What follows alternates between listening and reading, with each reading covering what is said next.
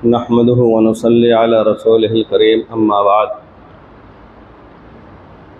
हज़रात, मेहमानान ज़ी वक़ार, उलमाए किराम, मुअज़्ज़ज़ हाज़रीन सामिईन, इस वक्त आप और हम यहाँ दर्स क़ुरान, तफ़सीर क़ुरान, क़ुरान करीम से इस्तिफ़ादा और इफ़ादा की फ़िक्र को लेकर के जमा हुए हैं और जुड़े हैं। क़ुरान करीम किताब हिदायत है, आखिरी वही है और निज़ाम ज़िंदगी है, निज़ाम हयात है, कामयाबी का राज है और इससे बेहतर और अफजल कोई भी किताब न आई है न आ सकती है। यह क़ुरान करीम जिसने लोगों की ज़िंदगियां बदली, जिन्नात गुज़र रहे थे रास्ते से, क़ुरान करीम की आयत उनके कानों में पड़ी तो उनकी ज़िंदगी में इनक़िलाब आ गया। 7वें पारे के पहले आयत में बतलाया गया कि क़ुरान करीम की आयतों को सुनते हैं तो आँखों से आंसुओं की लड़ियाँ बह पड़ती हैं। वो क़ुरान करीम के जिस शख्सियत पर नाजिल किया गया, ख़ातमुन नबिय्यीन, बचपन में 4 साल की उम्र में उनके क़ल्ब अतहर को जिब्रील अमीन ने निकाल करके और धोया। ख़ातमुन नबिय्यीन से ज़्यादा मज़बूत तर दिल किसी का नहीं हो सकता, लेकिन आप अलैहिस्सलाम के भी शमाइल की कुतुब में और ख़साइल नबवी में जो सिफ़ात बयान की गई हैं वो ये है कि आप अलैहिस्सलाम जब कुरान करीम की आयत तिलावत फरमाते तो सीने से घुटन की आवाज़ इस तरह निकला करती थी जिस तरह हंडिया में से, जोश मारती हुई हंडिया में से आवाज़ निकला करती है। एक दर्द, कर्ब, बेचैनी वो कलाम इलाही को समझने पर ही मौकूफ़ है। ये बहुत मुमकिन है कि अगर कुरान करीम को बहुत ही खुश इल्हानी के साथ पढ़ कर के सुनाया जाए और इसका तजुर्बा उमूमन ऐसे कुरान करीम की क़िराअत के मुज़ाहरों के अंदर, मुसाबक़ों के अंदर रोज़मर्रा किया जाता है कि जब कुरान करीम को अजीब खुश आवाज़ी के साथ, खुश उसलूबी के साथ और गुलकारी के साथ एक बहुत ही बेहतरीन कारी पढ़ता है, तिलावत करता है तो सुनने वालों के रोंगटे खड़े हो जाते हैं। ये सही है। उनके ऊपर वज्द तारी हो जाता है, ये भी सही है। और उनमें एक दर्द और कैफियत महसूस होती है, ये भी सही है। लेकिन वो कुरान करीम की उस तरह की तिलावत को सुनने के बाद न तो कलमा शहादत का इकरार करने को तैयार है, न वो नमाज पढ़ने को तैयार है, न वो सूद और ब्याज और मुहर्रमात से बचने को तैयार है, न वो किसी फ़राइज़ को अदा करने के लिए तैयार और आमादा है। उसमें वजद तो आ गया था, उसके अंदर जुम्बिश तो आ चुकी थी, लेकिन उसकी ज़िंदगी में कोई तब्दीली राय के दाने के बराबर नहीं आ रही है। हमने ये सुना था वो मुफस्सल वाक़या जिसका इख्तिसार ये है कि जब जमाल अब्दुल नासिर साबिक़ सदर मिस्र अपने साथ कारी अब्दुल बासित साहब को लेकर के रशिया पहुँचे और वहाँ के आलम के बड़े बड़े लीडरान और कायदीन और सदूर और बादशाहों की मौजूदगी में उन्होंने जब उनसे क़िराअत करवाई तो लोगों की आंखों से आंसू बह रहे थे। उन लोगों की आंखों से आंसू बह रहे थे जिनको कुरान करीम और अरबी ज़बान के एक लफ्ज़ के माना का इल्म नहीं था। वो कुछ नहीं समझ रहे थे लेकिन ज़ारो कतार रो रहे थे। तो वो रोना तो हुआ, उसको हम कुरान करीम के अल्फाज की तासीर में तो बयान कर सकते हैं। उनमें से किसी एक ने भी फ़राइज़ की अदायगी पर मुहर्रमात से बचने के ऊपर अहद व पैमान कर लिया हूँ, वो सामने नहीं आ पा रहा।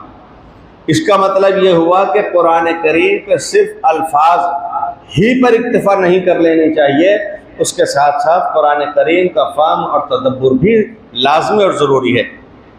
मुझे जितना याद है मेरे नोटबुक्स के अंदर वो इबारात लिखी भी हैं।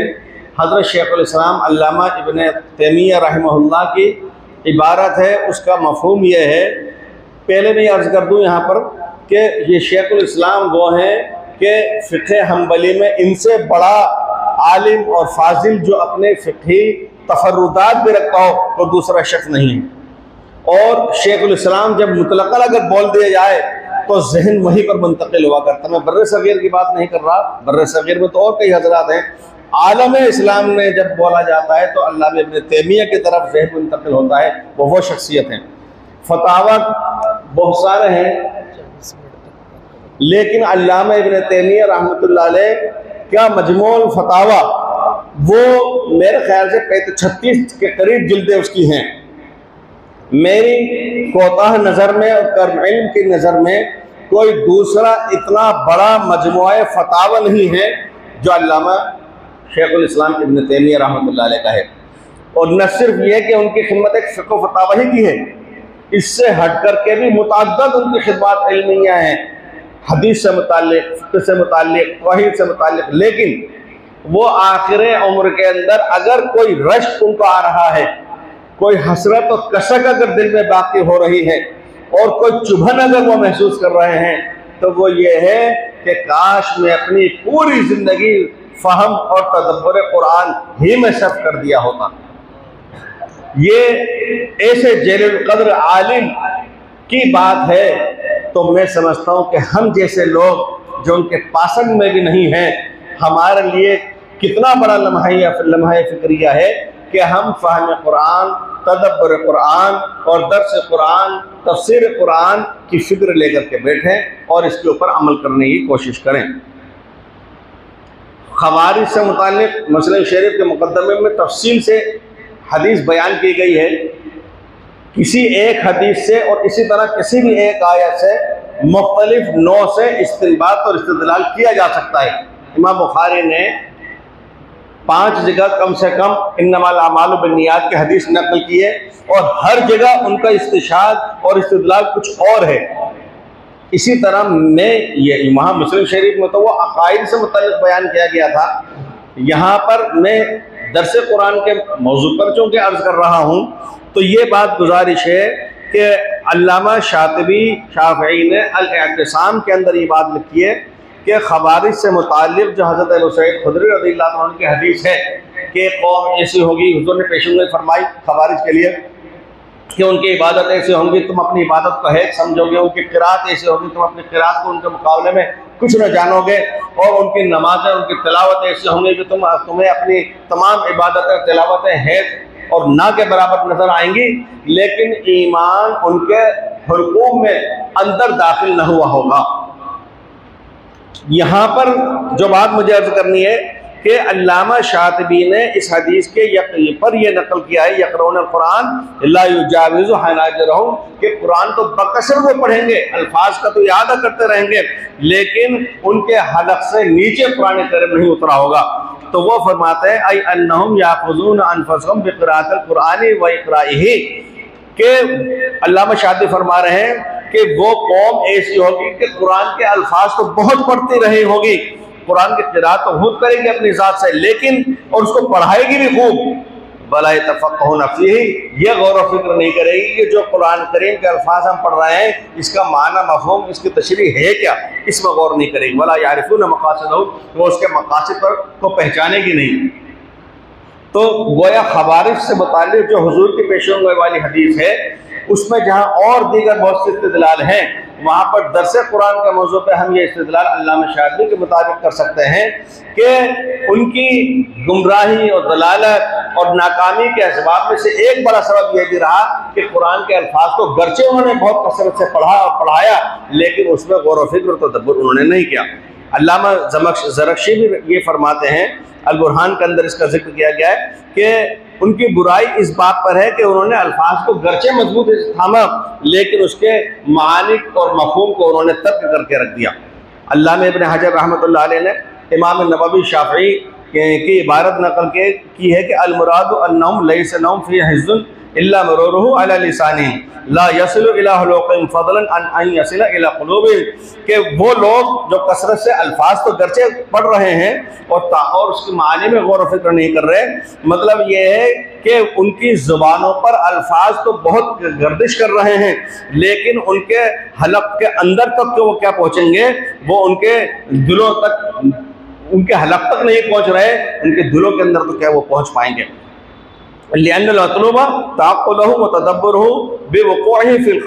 इसलिए कि जो असल मकसूद है, असल मतलूब है, वो कुरान करीम का समझना, उसमें गौर व फिक्र करना और अपने दिल की गहराई में उसको जागुज़ी और पेवस्त कर लेना है। तो लिहाजा कुरान करीम का समझना और गौर व फिक्र करना ये उम्मत मुस्लिमा के लिए बहुत बड़ा फरीज़ा है। और इसी तरीके से एक इस्तिदलाल किया गया है कि मसलुल लज़ीना हमिलुत तौरात सुम्मा लम यहमिलूहा, उसके ज़ैल में लिखा गया है कि फ़दख़ला फ़ी उमूमि हाज़ा मन यहफ़िज़ुल क़ुरआन मिन अहलि मिल्लतिना सुम्मा ला यफ़क़हू वला यअमलु बिही। किताबुल बिदअ वल हवादिस के अंदर लिखा है कि इस उमूम के अंदर ये बात दाखिल है कि वह हज़रात जो कुरान करीम को हिफ्ज़ तो करते हैं हमारी मिल्लत में से, लेकिन समझने की कोशिश नहीं करते, अमल उसके ऊपर नहीं करते, तो वह हज़रात भी इसके अंदर दाखिल हैं। इसी तरीके से एक बात शेखुल इस्लाम अल्लामा इब्न तैमिय्या रहमतुल्लाह अलैह की है मुक़द्दमा फ़ी उसूल तफ़सीर में, वहाजतुल उम्मती मासतुन इला फ़हमिल कुरान, उम्मत मुस्लिमा की ये बहुत बड़ी ज़रूरत है कि वो लिसलाह क़ुलूबिहा, उसके दिल की आराज़गी के लिए, सफाई और पाकीज़गी के लिए, वह सबातुहा अलल हुदा व दीन, और राह हिदायत पर और दीन के ऊपर साबित कदमी के लिए कि वो कुरान करीम को समझे और इसमें गौर व फिक्र करे। इसलिए मालिक इब्न दीनार कहते हैं कि जिस तरह से बारिश बरसती है तो वो ज़मीन को हरियाली और सब्ज़े के काबिल बना देती है, इसी तरीके से कुरान करीम का फ़हम और तदब्बुर ये दिलों के अंदर भी इसी तरीके की सब्ज़ाज़ारी किया करता है और उसके अंदर ताज़गी पैदा करता है। अल्लाह इब्राहिम खव्वास कहते हैं दबाउल क़ुलूबि फ़ी ख़म्सतिन व ज़करा अव्वलहा क़िराअतुल क़ुरआन बितदब्बुर, यानी इब्राहिम खव्वास बहुत बड़े सूफ़ी हैं, बुज़ुर्ग हैं, आलिम हैं, वो फरमाते हैं कि दिलों की दवा 5 चीज़ों में है, लेकिन उसमें सबसे नंबर 1 पर कुरान करीम का फ़हम और तदब्बुर है। अल्लामा इब्न क़य्यिम रहमतुल्लाह अलैह वो तहरीर फरमाते हैं फ़ला शयअ अनफ़अ लिल-क़ल्बि मिन क़िराअतिल क़ुरआन बितदब्बुर व तफ़क्कुर, कुरान करीम को गौर व फिक्र से, तदब्बुर से समझकर पढ़ने से ज़्यादा नाफ़े कोई चीज़ दिल के लिए नहीं है। फ़इन्नहु जामिउन लिजमीइ मनाज़िल साइरिन व अहवालिल आमिलीन व मक़ामातिल आरिफ़ीन, बस बेशक ये चीज़ जामे है साइरीन के तमाम मनाजिल, जो लोग सलूक के ज़रिए से, तज़किये के ज़रिए से, दर्जात के ज़रिए से रियाज़त और मेहनत करके वो दीन और शरीयत की रूह हासिल कर लेना चाहते हैं, उनके लिए बतलाया कुरान करीम का फ़हम व तदब्बुर। इसके अंदर बहुत सारी चीज़ें बयान की गई हैं कि फ़क़िराअतुल क़ुरआन बितफ़क्कुर या असलु सलाहिल क़ल्ब, ये मिफ्ताह दार सादा में लिखा है आखिर के अंदर के कुरान करीम का गौर व फिक्र से पढ़ लेना ये दिल के सलाह और बेहतरी के लिए सबसे ज़्यादा बेहतर है। इसी तरीक़े से बाज़ जगह मुस्लिम शरीफ के अंदर भी एक रिवायत बयान की गई है, अद्दीन व नसीहा लिमन या रसूलल्लाह, हुज़ूर ने फरमाया लिल्लाहि व लिरसूलिहि व लिकिताबिही, उसके अंदर ये बतलाया गया कि जैसे दीन खैर खाई का नाम है, अर्ज़ किया गया किसके लिए, फरमाया अल्लाह के लिए, उसके रसूल के लिए, उसकी किताबों के लिए, आमतुल मुस्लिमीन के लिए। तो इस हदीस की तशरीह के अंदर अल्लामा नववी ये लिख रहे हैं कि अन-नसीहतु लिकिताबिल्लाहि तआला हियल ईमानु बिअन्नहु कलामुल्लाहि तआला सुम्मा ताज़ीमुहु व तिलावतुहु व तिलावतुहु हक़्क़ तिलावतिही व तहसीनुहा वल खुशू इंदहा व इक़ामतु हुरूफ़िही फ़ी तिलावा व वक़ूफ़ मअ अहकामिही व तफ़ह्हुम उलूमिही व अमसालिही वल इअ्तिबारु बिमबाइसिही व तफ़क्कुर फ़ी अजाइबिही। यानी ये फरमा रहे हैं कि हदीस में जो कहा गया है कि दीन खैर खाई का नाम है और उनमें से एक बयान किया गया कि अल्लाह की किताब के लिए खैर खाई हो, तो किताबुल्लाह के लिए खैर खाई क्या मतलब है। तो अल्लामा नववी ये लिख रहे हैं कि इसका मतलब ये है कि इसके ऊपर ईमान लाया जाए, इसकी ताज़ीम तकरीम की जाए, इसकी तिलावत का हक़ अदा किया जाए, इसको अच्छी तरह संवार करके पढ़ा जाए और खुशू और खुजू के साथ में इसकी तिलावत की जाए और इसको बखारिज और सिफ़ात की अदायगी के साथ में पढ़ा जाए और इसके अहकाम के ऊपर वक़ूफ़ किया जाए, उसके उलूम को और मिसालों को समझने की कोशिश की जाए, इसमें जो नसीहत की बातें हैं उनसे इबरत हासिल की जाए और इस अजाइबात कुरानी के अंदर तफक्कुर और गौर व फिक्र किया जाए। ये बातें बतलाती हैं कि कुरान करीम का गौर और तदब्बुर ये बहुत ही ज़रूरी है। कांधला के अंदर हमारे शेख मुर्शिद हज़रत जी मौलाना इफ्तिखार हुसैन कांधलवी साबिक़ रुकन शूरा दारुल उलूम नदवतुल उलमा लखनऊ बरकुन मज़ाहिर सहारनपुर, जो शेख मौलाना ज़करिया रहमतुल्लाह अलैह के समती हज़रत शेख अब्दुल कादिर रायपुरी के खलीफा मुजाद और हज़रत जी मौलाना यूसुफ कांधलवी के मामूम हैं, हज़रत मौलाना साहब के छोटे नाना। उन्होंने कुरान करीम का आगाज़ किया था सन 1365 हिजरी में और 1417 तक, जब तक उनके कहते हैं कि दम में दम रहा, जब तक हिम्मत रह सकी वो बयान करते रहे। इस तवील अरसे में तफसीर कुरान के कुल 5 दौर उन्होंने पूरे किए। आखिरी दौर जो पूरा किया था 5 माह, उसके अंदर 32 साल लगे थे। 32 साल लगे थे। तो आप अंदाजा लगाइए कि कुरान करीम कितना बड़ा समंदर होगा कि गोता लगाने वालों के लिए उसमें से हीरे और मोती और सदफ चुनकर के लाने के अंदर कितना बड़ा अजीम काम वजूद में आता होगा, वो उन्होंने किया। 5वीं और आखिरी मरतबा जब उन्होंने कुरान करीम का दौर पूरा किया तो एक बहुत बड़ी तकरीब मुनक़िद हुई। उस वक्त के सबसे बड़े सयाह आलम, यकीनन बिला शक शुबा मेरे देखे हुए मशरिक़ व मग़रिब के मेखाने, जिन पर सबसे ज़्यादा सादिक़ आ सकता था ये जुमला, वह हज़रत मौलाना सैयद अबुल हसन अली नदवी रहमतुल्लाह अलैह, जो उनके पीर भाई भी होते थे, उनको मदऊ किया गया उस प्रोग्राम के लिए। तशरीफ़ ले गए हज़रत मौलाना सैयद अबुल हसन अली नदवी रहमतुल्लाह अलैह ने ये इरशाद फरमाया था उस मौके पर कि सैकड़ों इज्तिमाआत में शिरकत का मौका मिला। और जाहिर है ये अहले इल्म जानते कि उनके जो प्रोग्राम हुआ करते थे वो ममालिक इस्लामिया, बिलाद इस्लामिया और अमेरिका और अफ्रीका और यूरोपीय ममालिक की बड़ी यूनिवर्सिटियों के अंदर हुआ करते थे और आमतुल नास के अंदर भी हुआ करते थे। वह इरशाद फरमाते हैं कि सैकड़ों इज्तिमाआत में शिरकत का मौका मिला, मगर ऐसी नूरानियत कहीं नजर नहीं आई और कुरान मजीद की निस्बत पर इतना बड़ा इज्तिमा कहीं और देखने को नहीं मिला। जिस वक्त में ये दर्स कुरान का 5वां दौर वहाँ पूरा हुआ, उस वक्त में दुआ कराने के लिए बंगले वाली मस्जिद मरकज़ निज़ामुद्दीन से हज़रत जी मौलाना इनाम हसन रहमतुल्लाह अलैह ने मशवरे से हज़रत मौलाना इजहार हसन साहब को भेजा था, मौलाना साहब के नाना साहब को। वो वहाँ दुआ कराने के लिए तशरीफ़ ले गए थे। मौलाना हज़रत जी इफ्तिखार हसन साहब ने वहाँ पर यह ऐलान फरमा दिया था कि मैं बहुत बूढ़ा हो चुका हूँ, बीमार हो गया हूँ, ज़ईफ़ हूँ, अब मेरी हिम्मत और क़ुव्वत में नहीं रही, मैं ऐलान करता हूँ कि ये मेरा आखिरी दौर था, इसके बाद मैं कुरान करीम का दर्स नहीं दे सकूँगा। बहरहाल कहा जाता है कि हर बड़े के लिए उससे बड़ा भी होता है, फ़ौक़ कुल्लि ज़ी इल्मिन अलीम। हज़रत मौलाना इजहार हसन रहमतुल्लाह अलैह तब मुक़र्रिर पक्कार नहीं थे, खड़े हुए उन्होंने फरमाया कि हदीस पाक में तो अल हालुल मुर्तहिल बतलाया गया है, यानी जिस नशिस्त में कुरान करीम को ख़त्म किया जा रहा है उसी नशिस्त में कुरान करीम का आगाज़ भी कर दो। पूरा हदीस में तो यह बतलाया गया है और आप ऐलान ये कर रहे हैं कि मेरा ये आखिरी दर्स कुरान है, इसके बाद नहीं होगा। अभी इसी मजलिस में आप कुरान करीम का दर्स शुरू करिए, आखिरी दौर पूरा हो या ना हो ये बात की बातें शुरू अभी करिए। वहीं पर उन्होंने शुरू किया। तो ये दर्स कुरान इसी तरीके से यहाँ से करीब के अंदर में दर्स कुरान का फ़ायदा क्या होता है वो मैं अर्ज़ करूँगा कि टोंक में जामा मस्जिद काफिला में तकरीबन मैं समझता हूँ 1 सदी गुजर चुकी है, वहाँ दर्स कुरान का सिलसिला चला आ रहा है।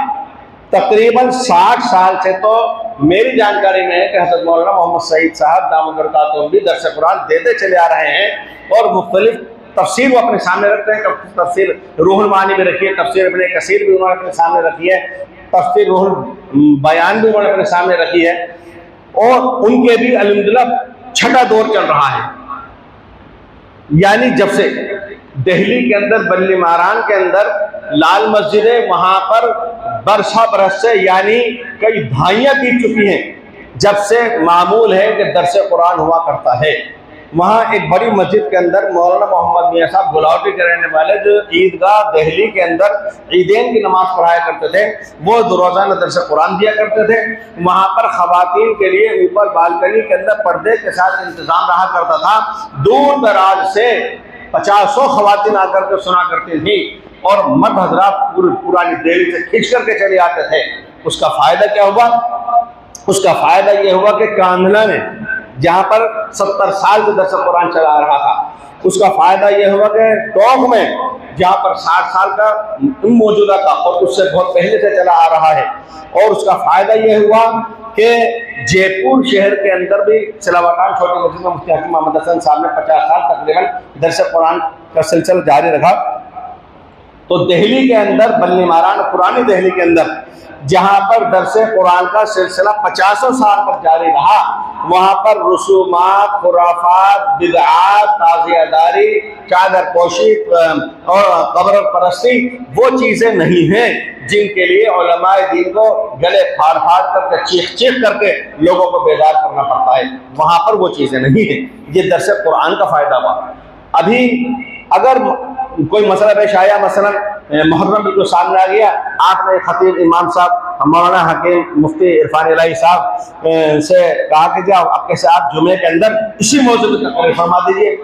अब आज ही तो 10 मुहर्रम, ये कल ही 10 मुहर्रम है, और आज जुमे में आप किताब फरमा रहे हैं ये हराम है, ये शिर्क है, ये कुफ्र है, ये बिदअत है। वहाँ पर सर को टप्पर हो गया। एक मौके पर जब कोई बात कही, आपसे किसी ने कहा कि इमाम साहब ये बिल्कुल सूदी कारोबार कर रहे हैं, आपको बयान में कहना चाहिए। आपने बयान के अंदर रिबा की आयत पढ़ के जो जोशी ने तकरीर की है, भाई साहब वहाँ पर वो अपने 10 खामियों के साथ लेकर के इमाम साहब के खिलाफ आते चढ़ा के खड़ा हो गया। मेरे पे इन्होंने मेंबर के ऊपर दरस कुरान के जरिए से क्या होगा कि जब आप ये बयान करते चले जाएंगे, अल्हम्दुलिल्लाह कि कल 23वीं सूरत पूरी हो चुकी थी, आज 24वीं सूरत अपने पेश नज़र है। इस 24वीं सूरत के अंदर परवरदिगार ने इस पहले रुकू में ये मज़मून इरशाद फरमाया है, हर शख्स समझ रहा है कि मेरे पे कोई तीर नहीं चलाया जा रहा। कुरान करीम की 114 सूरतें तरतीब से चल रही हैं, उसमें से आज ये आयत आई है, और बेशक ये आयत तो मेरे पे भी हो रही है, मुझे इससे बचना चाहिए। बहुत से हजरात हमारे मुख्तलिफ फ़िरक़े बातिला की तरदीद में काबिश और मेहनतें कर रहे हैं, मैं जानता हूँ, उसकी ज़रूरत से इनकार नहीं कर रहा, लेकिन अगर हम दरस कुरान पाबंदी के साथ अंजाम देते हैं तो हमें बहुत से फ़िरक़े बातिला की तरदीद के नाम पर मुस्तकिल तौर पर वो अनतक मेहनतें करने की ज़रूरत पेश नहीं आएगी जो दरस कुरान से खुद ब खुद वजूद में आ जाएगा। अभी एक शख्स है, मेवात के अंदर एक वाक़या पेश आया था कि एक शख्स ने कहा था कि हज़रत जी हम तो सिर्फ एक ही चीज़ जानते हैं, ताज़िया बनाते हैं, खतना कराते हैं। हज़रत ने फरमाया हाँ बनाते रहो। किसी आलिम ने याद दहानी कराई कि हज़रत आप एक बिदअत की तायीद फरमा रहे। फरमाया कि इन लोगों के इस्लाम पे जमे रहने के लिए वही ताज़ियादारी एक जरिया और सबब रहा है। अब इनको आहिस्ता आहिस्ता असल इस्लाम समझाया जाएगा, उन चीज़ों को छुड़वाया जाएगा। तो जब वो लोग जो दीन और शरीयत उन चीज़ों को समझ रहे हैं जो शरीयत के हिसाब से दीन और शरीयत नहीं है, लेकिन जब दरस कुरान के अंदर वो रोजाना बैठ रहे हैं और वो सुन रहे हैं सारी बातें, तो अब वो आदमी गौर करता है मैंने 5 साल में पूरे कुरान करीम का दौर सुना और उसके अंदर जो मैं 5-6 काम करता हूँ वो तो कहीं जिक्र ही नहीं आया। वो खुद समझ गया दरस कुरान की बदौलत उसको आपको नाम लेकर एक एक चीज़ समझाने की जरूरत पेश नहीं आई। इसी तरीके से अब आखिर के अंदर में हजरत कारी सिद्दीक अहमद बादवी रहमतुल्लाह अलैह का एक की इबारत नकल कर रहा हूँ, क्योंकि बाज़ मरतबा ऐसा होता है कि खुद हमें तजर्बा है, कुरान करीम मौजूद, तफसीरें मौजूद, कुतुब फ़िक़हिया, मराजे कुतुब मौजूद, उसूल और नुसूस मौजूद, लेकिन बाज़ मरतबा हालात की नज़ाकत का तकाज़ा यह होता है कि हम बराह रास्त मराजे से इस्तिदलाल करके जवाब और फतवा लिखने के बजाय किसी दूसरे आलिम के फतवे को उर्दू वाले को नकल कर देते हैं, सामने वाले को तशफ़ी हो जाती है। कभी ऐसा भी होता है। तो हज़रत कारी सिद्दीक अहमद बानवी रहमतुल्लाह अलैह ये वो शख्सियत है कि हज़रत मुफ़क्किर इस्लाम मौलाना सैयद अबुल हसन अली नदवी रहमतुल्लाह अलैह फरमाया करते थे कि जिसको जिंदा दिल वली देखना हो वो कारी सिद्दीक अहमद बानवी को देख ले। हज़रत कारी सिद्दीक अहमद साहब बानवी रहमतुल्लाह, हज़रत मौलाना मुर्तज़ा साहब मज़ाहिरी नाज़िर आम कुतुबखाना नदवतुल उलमा और हज़रत मौलाना सैयद मोहम्मद हसनी सानी रहमतुल्लाह अलैह, तीनों हज़रात क्लास फेलो थे, दरसी साथी थे। तो ये कारी सिद्दीक अहमद साहब वो हैं जो मुत्तफ़क़ अलैह शख्सियत हैं। एक अल्लामा अंज़र शाह साहब गुजरे, अल्लामा शाह कश्मीरी के बेटे, बहुत बड़ा हाफ़िज़ था उनका। वो ये फरमाया करते थे दारुल हदीस में कि देखो तलबा अजीज, अगर किसी के हाथ में हाथ देना है, बैठ होना है, तो एक कारी सिद्दीक अहमद बांधनी है, और या फिर ये बैठा है, खुद मजाक में फरमाते तो खुद के लिए, यानी उनका मशवरा भी कारी सिद्दीक अहमद बांधवी की तरफ। तो हजरत कारी सिद्दीक अहमद साहब बांधवी रहमतुल्लाह अलैह करीब दौर में उन शख्सियात में से हैं जिनको तकरीबन सबने बिल इत्तिफाक माना है। वो ये फरमाते हैं कुरान करीम में तदब्बुर और तफक्कुर से मुताल्लिक के कुरान करीम का एक हक वाजिब ये भी है कि उसके मानी व मतलब और उसके अहकाम में गौर व फिक्र और तदब्बुर किया जाए। यानी जो मानी व अहकाम ऐसे हैं कि तदब्बुर व तफक्कुर के बगैर उनको समझना दुश्वार है, तो उनमें तदब्बुर से काम लिया जाए और उसको समझने की कोशिश की जाए, खुसूसन वो मवाक़े और वो मज़ामीन व अहकाम जिनकी तरफ तदब्बुर व तफक्कुर की कुरान ने खुद दावत और तरगीब दी है, इनमें गौर और फिक्र से काम लिया जाए। मसलन दर्जे झेल आयात में खास तौर से तदब्बुर यानी कुरान पाक में गौर और फिक्र की तरफ तवज्जो दिलाई गई है। अफला यतदब्बरुन कुरान सूरह निसा, अवलम यतफक्करू फी अनफुसिहिम सूरह रूम, इन्न फी ज़ालिका लआयतन लिक़ौमिन यतफक्करून सूरह नहल, व यतफक्करून फी खल्क़िस समावाति वल अर्द सूरह आल इमरान। और ये और इस जैसी मुतअद्दिद आयतों में अल्लाह ताला ने अपने बंदे को कुरान पाक में गौर व फिक्र और तदब्बुर की दावत दी है। इसलिए उम्मत पर कुरान पाक का एक हक ये भी है कि उसके अहकाम और आयात और जिन चीज़ों में कुरान ने तदब्बुर व तफक्कुर की दावत दी है, इन सब में गौर व फिक्र से काम ले। जिन लोगों के अंदर इतनी इल्मी सलाहियत व लियाकत नहीं कि वो खुद कुरान करीम के आयात में गौर व फिक्र कर सकें या उसके मानी व अहकाम को समझ सकें, उनके लिए कुरान ने हुक्म दिया है कि फसअलू अहल ज़िक्र इन कुंतुम ला तालमून। अलगर्ज़ हक़ तदब्बुर व तफक्कुर ये कुरान पाक का अहम हक़ है, जिसका हासिल यही है कि इसके मानी व मफ़ाहीम में गौर व फिक्र किया जाए। और ज़ाहिर बात है कि हर शख्स के अंदर इतनी सलाहियत नहीं होती कि वो कुरान पाक में गौर व फिक्र और तदब्बुर कर सके। इसलिए ज़रूरी है कि सही इल्म रखने वाले उलमा व मशाइख और आइम्मा मसाजिद से रब्त रखा जाए और ऐसे असहाब इल्म को मस्जिद में इमामत के लिए ये दर्स कुरान के लिए मुकर्रर किया जाए, जो निज़ाम के तहत दर्स कुरान के वास्ते से लोगों को कुरान के मानी व मतालिब और अहकाम समझाएं। तदब्बुर और तफक्कुर वाली आयात में सही तरीक़े के मुताबिक तदब्बुर व तफक्कुर की राह दिखलाएं। और चूँकि दर्स कुरान तालीम कुरान के दायरे में आता है, इसलिए फ़ुक़हा की तशरीह के मुताबिक इस पर तनख्वाह मुकर्रर करना लेना और देना बगैर किसी करार के जायज़ है। कुरान पाक से मालूम होता है कि कुरान में तफक्कुर व तदब्बुर की मुख्तलिफ़ किस्में और इसकी मुख्तलिफ़ जिहतें हैं। मसलन तफक्कुर फ़ी आयातिल्लाह, तफक्कुर फ़ी अहकामिल्लाह, तफक्कुर फ़ी आलाइल्लाह, तफक्कुर फ़ी खल्क़िल्लाह, तफक्कुर फ़ी अनफुस, यानी हक़ ताला की कुदरत और उसकी निशानी और उसके मखलूक और उसकी के बयान करदा अहकाम में तदब्बुर व तफक्कुर करना। चूँकि हर शख्स के अंदर इतनी सलाहियत नहीं होती कि वह तमाम जिहतों से हक़ तदब्बुर व तफक्कुर अदा कर सके, इसलिए दर्स कुरानी हक़ तदब्बुर व तफक्कुर का आसान तरीका है।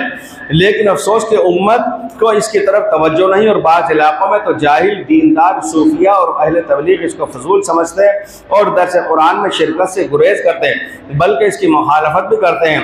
ये बिलाशुबा इस्तिग़फ़ार कुरान और तरपर्दा अज़ाब इलाही को दावत देना है। एक बात मैं अर्ज़ करूँ, कभी किसी चीज़ का फ़ायदा बिल वास्ता होता है, कभी बिला वास्ता होता है। तो यहाँ एक ज़माने में आज से 40 साल पहले यहाँ हमारे हाजी शौकत साहब भी तशरीफ़ फरमा है और हमारे हाजी नई कुरैशी साहब भी मौजूद हैं। ये हज़रात मेरे ख्याल से इस बात की शहादत दे सकेंगे कि एक दौर था यहाँ 50 साल पहले 40 साल पहले कुरैशान मस्जिद के मेहराब मिंबर से मुफ्ती आज़म हिंद रसूमात और बिदात के खिलाफ अगर कोई लफ्ज़ बोलता शायद उसका सर फाड़ दिया जाता। ये बात मुझे बतलाई गई, वहीं के बाद लोगों ने कहा एक ऐसा भी वक्त गुजरा। लेकिन उसी मिंबर पे खड़े होकर कारी मोइनुद्दीन साहब भैया जी मरहूम उन्होंने तौहीद और रद्द बिदात के खिलाफ ऐसी जोशीली और बेहतरीन तकरीरें की कि वहाँ एक माहौल उन्होंने रद्द बिदात के खिलाफ बनाया और तौहीद के मुताबिक बनाया। बाद में चलकर जो यहाँ पर दावत और तबलीग का सिलसिला शुरू हुआ, मेरा ऐसा सोचना है कि हज़रत कारी मोइनुद्दीन साहब और भैया जी ने जो वहाँ पर तौहीद की और किताब सुन्नत की रोशनी में खिताबात और बयानात किए हैं, अगर वो ना करते तो दावत और तबलीग के लिए इतनी जल्दी बेहतरीन मैदान वहाँ हमवार नहीं हो पाता। उनके उन तकारीर से ये मैदान आसानी से हमवार हुआ।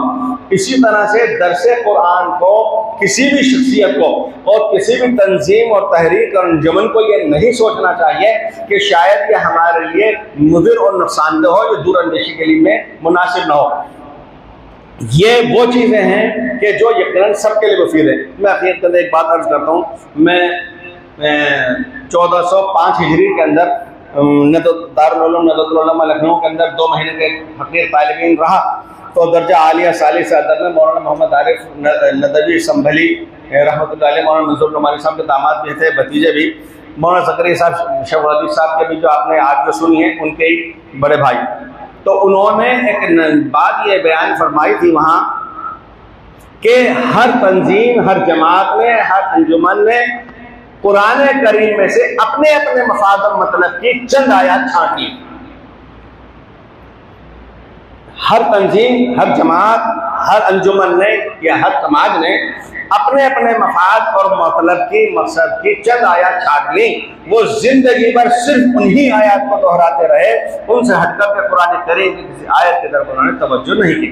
उन्होंने तो वो तो शेर बबर और शमशेर बरहना थे, वो तो उन्होंने तो नाम लेकर के भी कहा था, लेकिन ज़ाहिर में इन मेहमान ज़ी वक़ार के सामने ऐसी बेइज्जती तो नहीं कर सकता।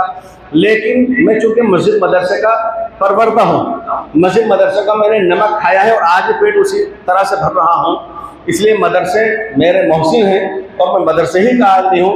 तो मैं अपने पे ही मिसाल फिट करके आपसे अर्ज कर रहा हूँ। मिसाल के तौर पर मदरसे वाले जब चंदे के लिए आते हैं तो खड़ा होकर के ऐलान करता है, वो गर्चे हाफिज आलिम मौल की मुफ्ती नहीं है, वो बयान कर रहा है कि इन्नमा यामुरु मसाजिदल्लाहि मन आमन बिल्लाहि वल यौमिल आखिर। कुरान करीम में अल्लाह ताला ने इस आयत में ये फरमाया है, आयत ये है, तर्जमा ये है, तफसीर ये है, तशरीह ये है और अब आपसे मतलब ये है। वो सारी पांचों बातें अर्ज कर देता है। मन बना लिल्लाहि मस्जिदन बनल्लाहु लहु बैतन फिल जन्नह, वो ये भी बयान कर देता है। अरबी की इबारत हदीस भी बयान करता है, तर्जमा तशरीह भी कर देता है और अपने मकसद पर भी आ जाता है। यानी जब कोई भी शख्स, मैं चूंकि मस्जिद मदरसे का हूँ इसलिए मैंने अपने लाइन की बात अर्ज कर दी, उससे ये नहीं पूछेगा कि भाई तू सही बयान नहीं कर सका, इसलिए कि तर्जमा उसने बिल्कुल सही किया है, तफसीर भी उसने बिल्कुल सही की है। तो जब वो कर रहा है उससे कोई खड़े होकर नहीं पूछता तो ये डिग्री दिखा, तो 17 उलूम का माहिर है, पहले ये दिखा, उससे कोई नहीं पूछ रहा। इसी तरह से और वो जिंदगी भर या तो यही आयत बयान करेगा हर मस्जिद में आके, ये यही हदीस बयान करेगा, ये बयान कर देगा कि सदका बला को टाल देता है, सदका दो और हम मदरसे के लिए आया हूं। तो वो शख्स अपने से मुताल्लिक आयत कुरानी का तर्जमा तशरीह सही कर रहा है। इसी तरह से हर तंजीम और तहरीक के अफराद वो कुरान करीम में से चंद आयत बयान कर रहे हैं। अगर आप उसको जमा करना चाहेंगे, मेरे ख्याल से 15 से 20 के दरमियान अटक करके रह जाएंगे। जिंदगी भर वही आयतें सुनी होंगी कुरान करीम की 6666 आयतों में, क्या उन 15 के अलावा कोई आयत नहीं है? दरसे कुरान, तफसीर कुरान का फायदा यह होगा कि आपके पास जब वो 6666 आयतें 3 साल में, 5 साल में दौर पूरा होगा तो सारी की सारी नजर से गुजर जाएंगी। फिर एक जमीयत का, जमात का, तंजीम का, तहरीक का हर फर्द ये कहेगा कि साहब हम तो 15 से ज्यादा बयान नहीं कर पाते थे, माशाल्लाह हमने गौर से सुना, हमें तो 25 आयतें मिल गई और 10-15 आयतें तारीफ की मिल गई। तो कुरान करीम का दर्स ये हर तंजीम, हर दीन के काम करने के लिए मुआविन है, मुफीद है, ये रफीक है, ये फरीक नहीं है, ये मुआविन है, ये मुआविद नहीं है। इसलिए इस बात की कोशिश करना चाहिए। मेरे दिल में चूंकि सफ़र में चला गया था, मौका मुझे नहीं मिल सका इन हजरात से मुशावरत करने का, दिल में ये बात पैदा हुई कि जहाँ उलमा और अइम्मा को ज़्यादा से ज़्यादा जमा किया जाए, वहाँ पर मसाजिद की कमेटी के जिम्मेदारान हजरात को भी गुजारिश करके और बुलाने की कोशिश करनी चाहिए। एक लतीफ़ा तमसीली फर्जी अर्ज कर रहा हूँ कि एक बहू अपने घर में जब सब्जी बनाने लगी तो उसको थोड़े से दही की ज़रूरत पेश आई। उसने देखा दही तो घर में नहीं है, सब्जी बनानी है। उसने सोचा कि चलो पड़ोसन से दही ले लेते, थोड़ा सा तो चाहिए सब्जी बनाने के लिए। पड़ोसन के यहाँ गई, पड़ोसन तो गई थी बाजार में और उसकी बहू मौजूद थी। तो इसने उससे बहू से कहा कि वो बहू थोड़ा सा दही दे दो, सब्जी बनानी है। उसने कहा कि माँ जी दही तो घर में नहीं है, तो वो चली गई।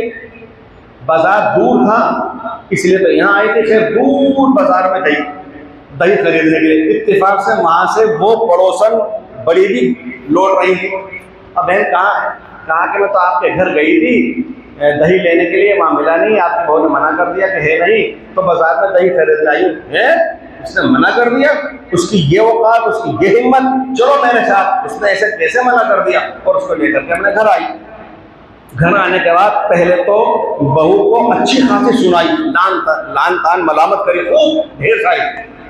ये कह रही है पड़ोसन कि जी मेरी सब्जी मुझे बनानी है, मुझे देर हो रही है, वो फिर दही को थोड़ा सा दे दो। बहन दही तो घर में नहीं है।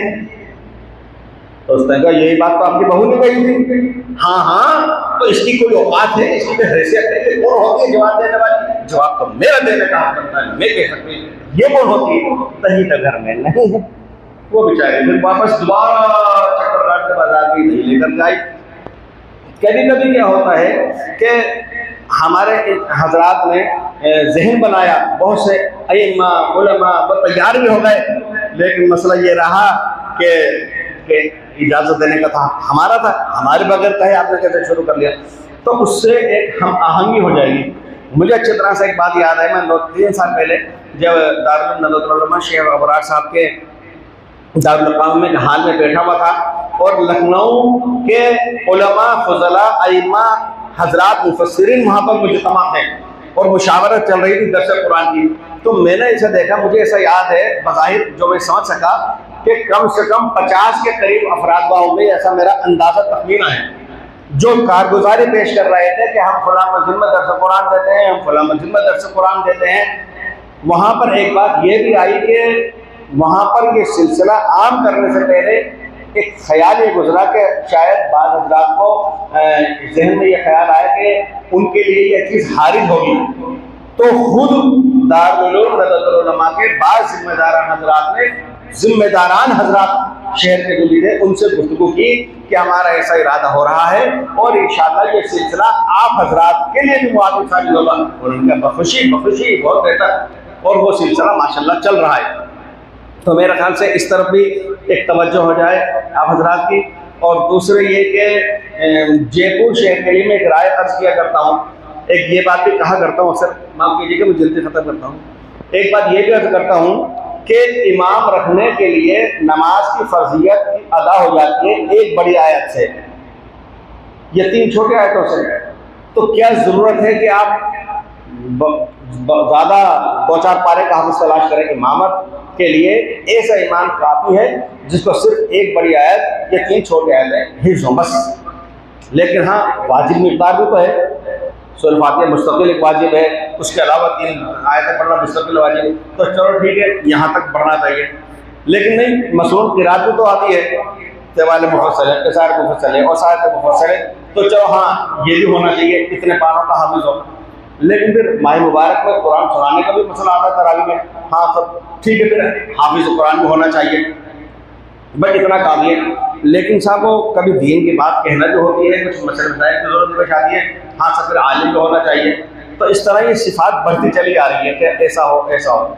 अब हमारे यहाँ शहर में ही नहीं बल्कि मुज़ाफ़ात तक में एक ये सिलसिला चला है और माहौल बन रहा है, हाफिज़ हो, आलिम हो, कारी हो, मौलवी हो, मुफ्ती हो, मुतखस्सिस हो, जब वो सारी सिफात से आरास्ता और पैरास्ता है और आप ऐसे तो मुहैया मुयस्सर कर भी लेते हैं, तो फिर आप उससे सिर्फ उतने काम पर उतना ही काम क्यों लेते हैं और उसको सिर्फ उतने काम पर क्यों महदूद करके रख देते हैं जितना एक नाज़रहा इमाम काम करता है? यानी सिर्फ नमाज़ें पढ़ा लेना, इसके सिवा कोई काम नहीं।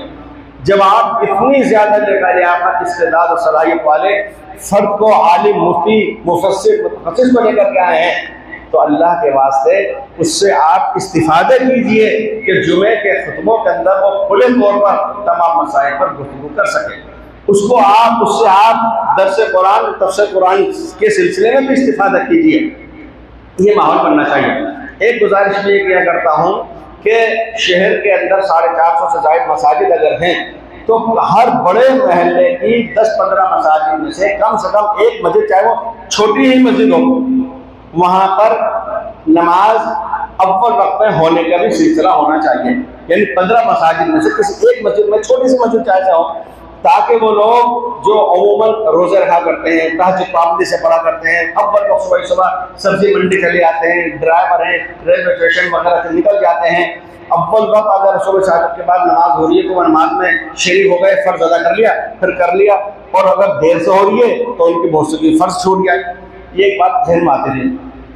उसी पर प्रयास करते हुए एक बात यहाँ मौजू से मुताल्लिक़ अर्ज कर रहा हूँ कि मेरी गुजारिश हमारे इन फुज़ला बिरादरान साहिबान से है कि आप हजरात भी गौर फरमा लीजिए, इतने बड़े शहर जयपुर में से सिर्फ 20 मस्जिदें मिसाल के तौर पर हम छांट लें, बड़ी बड़ी मसाजिद जैसे इस इलाके के अंदर पर इफ्तिताह हज़रत फरमा चुके हैं दरस कुरान की, जैसे ये मस्जिद है, इसी तरह कुरान शान मस्जिद माशाअल्लाह है, या जैसे नवाब उस्मान का मस्जिद है, इसी तरह तकिया यकीन शाह या गोलंदाजान की मस्जिद है, सी स्कीम की बड़ी मस्जिद है, और खो नागौरियान के अंदर जामा मस्जिद मसलन है, और आमेर के अंदर से कोई एक मस्जिद बड़ी सारी हो जाए, शास्त्र नगर के अंदर से 2 मस्जिदों को बड़ी हो जाएं, और अमानी शाह के बाहर के इलाके के अंदर और अपने झोटवाड़े के अंदर भी एक इस तरह से चुन करके, और हमारे 5-7 उलमा फुज़ला को एक मौसम हजरात को, जैसे हमारे हाजी शौकत साहब तशरीफ़ फरमाए, हाजी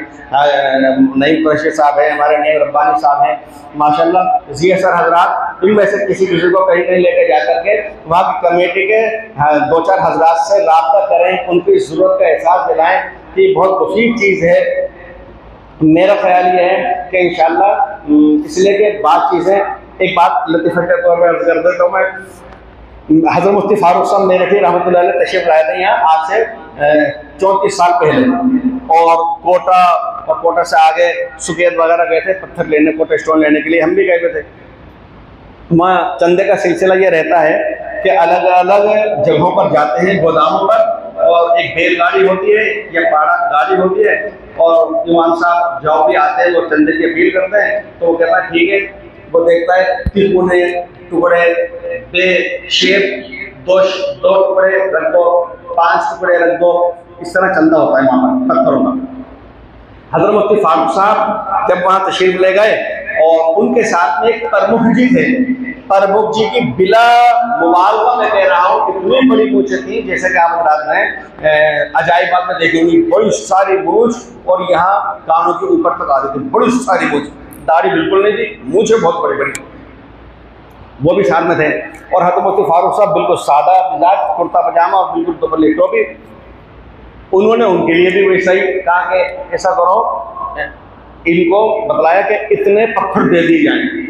तो वो प्रमुख जी बोले कि अजी सेठ साहब, ये मेरठ के मुफ्ती हैं, बहुत बड़े आलिम हैं, बहुत बड़े फाजिल हैं, ये खुद आए हैं, तो ये तो एक गाड़ी पूरी दीजिए।